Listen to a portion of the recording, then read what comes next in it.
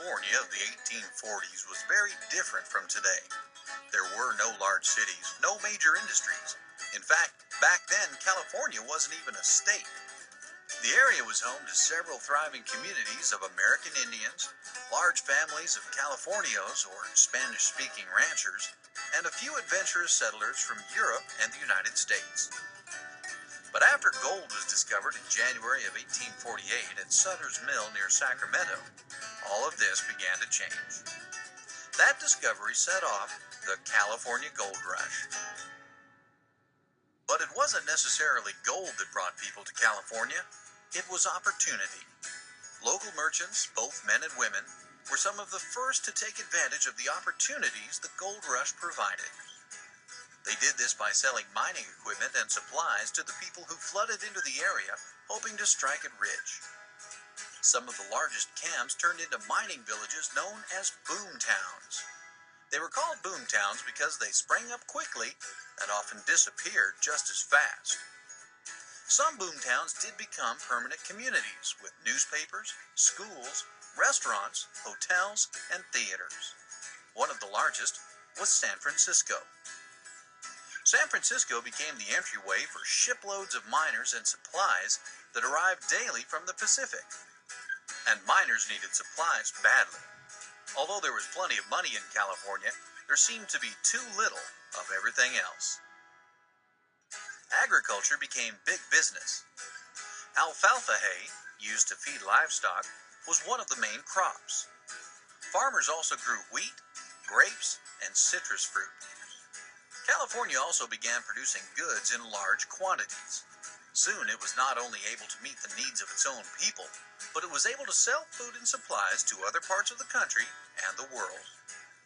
Some early California businessmen and women remain famous today.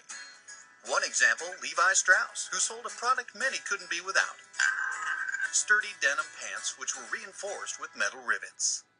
All of this new wealth laid the foundation for several large cities.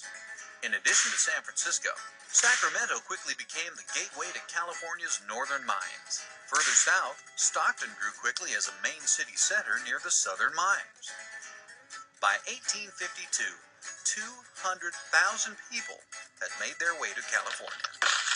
The original American Indians and Californios were joined by pioneers and people from throughout Europe, South America, and Asia. When gold was plentiful, the diverse blend of people usually managed to work side by side despite their differences. But when gold grew scarce, conflicts would arise. But there's my gold. Many American miners discriminated against the Chinese, whose clothing, foods, and language were so unfamiliar that they were never fully accepted. Many Americans also resented the American Indians and Californios, who had lived in California before the new settlers had arrived.